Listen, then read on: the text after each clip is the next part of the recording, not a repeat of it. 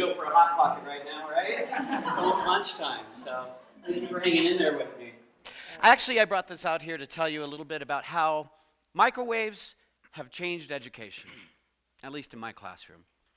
You see, I've been a middle school teacher for 13 years now, and I can see your faces. Every time I tell someone that, they go, "Oh, I'm so sorry.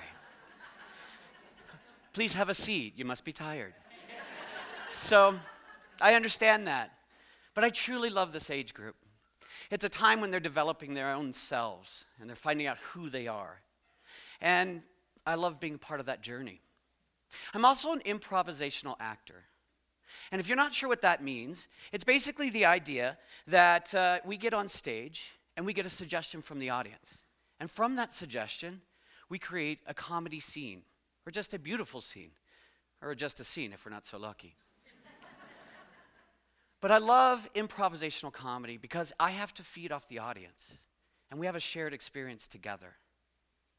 You see, when I started teaching about 13 years ago, my professors told me one thing: don't make jokes in the classroom. The kids won't get it. They might get offended. They might think you're mad at them. I even had a principal tell me that. So I wanted to be a good teacher, and I wanted to connect with my students. So improvisation was over here. It did not make its way into my classroom. After about 3 years, I realized my classroom was boring. My kids were bored. I was living a world of education, which is right, wrong, you sit down, let's learn, and do this. But in my other life, I was learning improvisation, which is all about creativity, learning a shared experience with others. And I realized they were wrong. Improvisation needs to be in the classroom. What I also realized is that one thing they were talking about, it makes me think of the song by Pink Floyd, "The Wall." We all know that line, "We don't need no education." As an English teacher, I hate that line.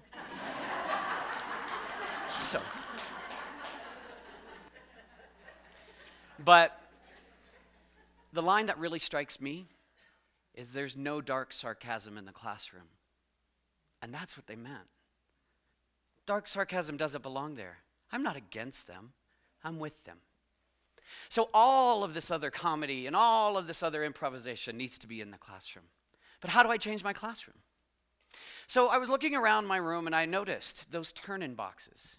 You know the little plastic boxes you put your paper in and the teacher takes it out?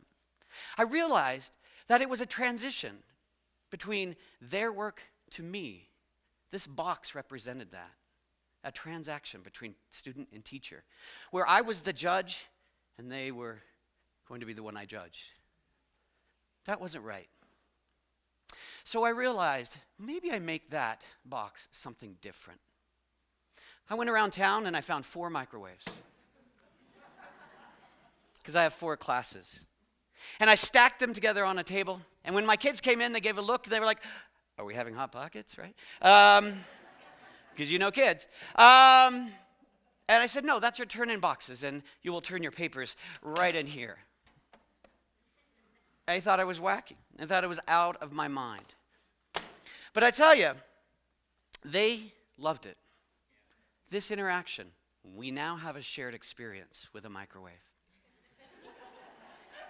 As a matter of fact, one of the microwaves, I couldn't bring it in here, it's like 800 pounds, came from the 80s, and it had a bell that you could ding. And one of the students rang that bell, ding, and it echoed through the classroom, and I saw their eyes light up.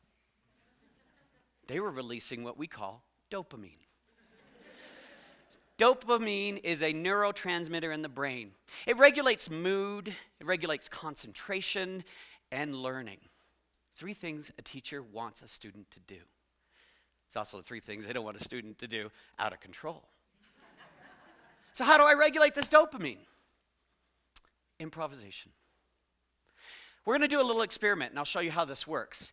And yes, you're going to have to participate. This is that one talk you have to participate in. We're going to do a game, what I do in my classroom. When my students come in and I see their faces, and it's a rough day, they look tired, I do this to bring them back, to get that dopamine released. It's called My Bonnie. I'm going to sing a song, the old Scottish song, My Bonnie. And all I'm asking you to do is stand up and sit down. Now, I know the seats kind of go up like that, so just kind of do this, all right? You can adjust. When I say a word that starts with a B, like Bonnie, stand up. Another word that starts with B, sit down. Oh, thank you. You rock, man. I want you in my classroom. All right. So my Bonnie, like this, all right? Are we ready? Look like some intelligent people. Maybe we can do this. Here we go. My Bonnie lies over the ocean. My Bonnie lies over the sea. My Bonnie lies over the ocean. All right, we're standing. Good job. Give yourself a round of applause. Now sit down. You guys are so smart. I'm going to do the full song now. I want you to really focus on that standing with a B and sitting with a B. My Bonnie lies over the ocean. My Bonnie lies over the sea. My Bonnie lies over the ocean. Bring back my Bonnie to me. Bring back my Bonnie to me, to me. Bring back my Bonnie to me.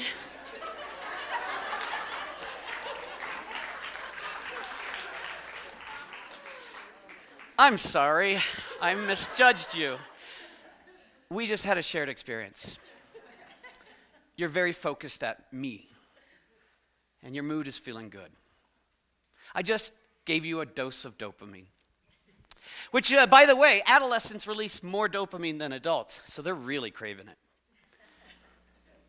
But something else was going on, and this is what I do when I see my classrooms. When I ask them to do that, I'm watching. There are kids who don't want to participate. They're reluctant for a myriad of reasons. They don't want to. It's a stupid game. They're scared. They don't want to engage. So I watch the kids who are sitting down, and I make a mental note that when I'm teaching from here on out, they're the ones I have to get to stand up. They're the ones I have to encourage, that your risk is going to be okay. Then there's you A-type personalities. You straight A, hardworking, want to succeed people. I love you. You're my allies in the classroom. You can be my enemy eventually, but you're the one that drives that lesson. And I make note of where you are, because you're going to be that encourager, the one that drives that whole class forward. Oh, and by the way, I know it's burning in your mind. You were supposed to be left standing, okay, A-type? Now you can listen to me. All right, now, the third group is the rest of us. We wanted to participate. We wanted to be successful.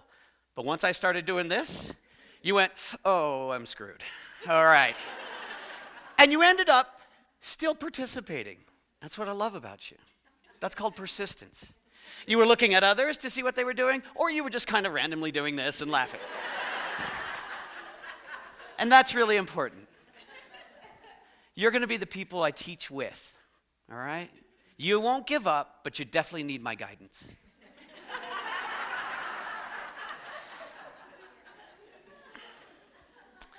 So how does improvisation work in the classroom? Well, I have about 5 guidelines I work with. There are a lot more, but there are things to keep in mind when teaching and using improvisation. Number 1, make mistakes. Improvisation is about mistakes. If I'm on stage with my acting partner here and I make a mistake, I have 100% confidence they're not going to point at me and laugh. They're going to lift me up and make my mistake even better, because they're going to create a scene from mistakes, and we get to the point. So maybe my French accent all of a sudden turns into a Jamaican accent, which happens often. My partner will say, oh my gosh, you are that Jamaican spy I thought you were. And we go, and we now have a new scene. What's the same in the classroom? I don't want to be the guy saying you're wrong. I want to be the guy that says, hey, that was a really good idea, though nowhere near what we were talking about. And I like that. That mistake is great. We need to encourage these kids to take those kinds of risks, those academic risks. Number 2 is a big tenet for improvisation. We go by the theory of yes and.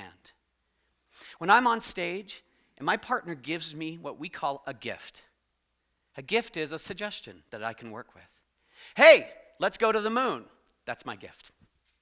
Now we're going to the moon. And I'm going to say, yes, let's go to the moon.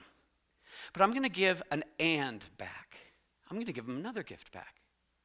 And I would like to try out my new monkey's spacesuit. And we now have a new scene. And we're giving gifts back and forth. And that's how yes and works. Teaching students a yes and mindset is really important.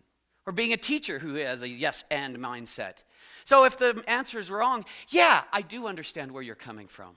I understand what your thinking is. And I'd like to make a suggestion about how we can look at it this way too. Validating what they're doing.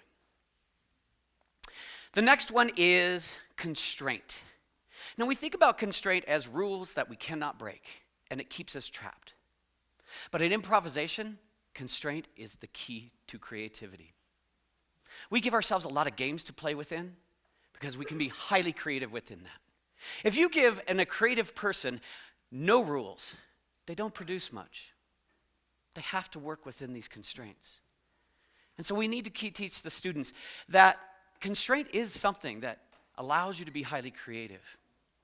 A rule of treat your peers nicely, or, do your work, or be polite in the classroom, listen to what they have to say. Those aren't constraints, but those are ways we can have a lot of fun within them, but still stay within those rules.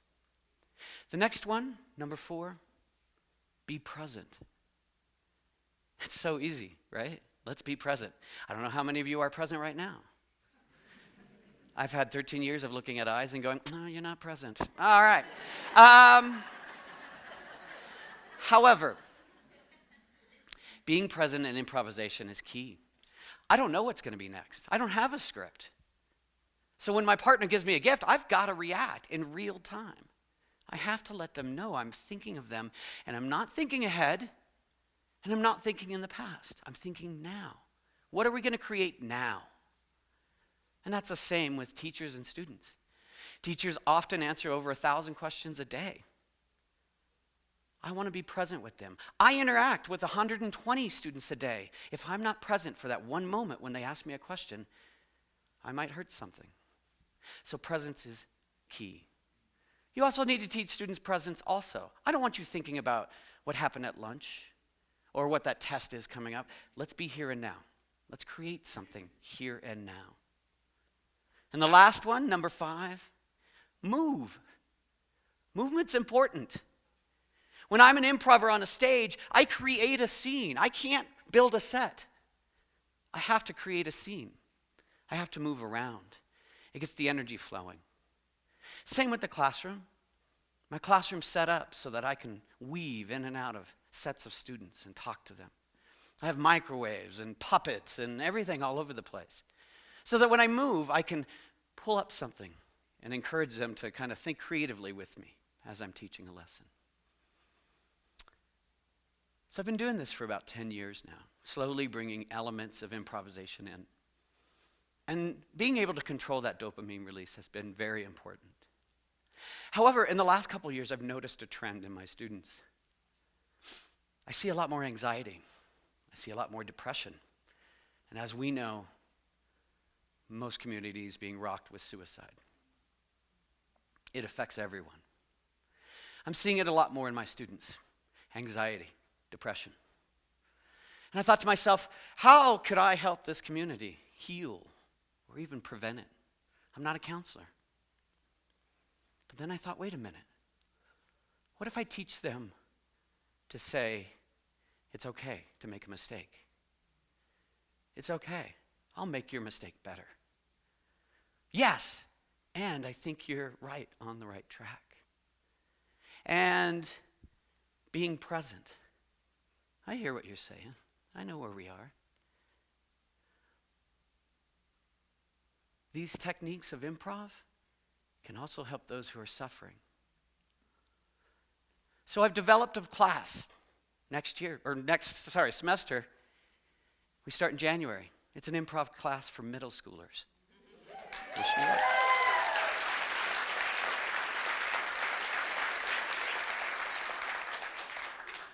So I'm going to do my part to help out my community. And hopefully we can help these students one microwave at a time. Thank you.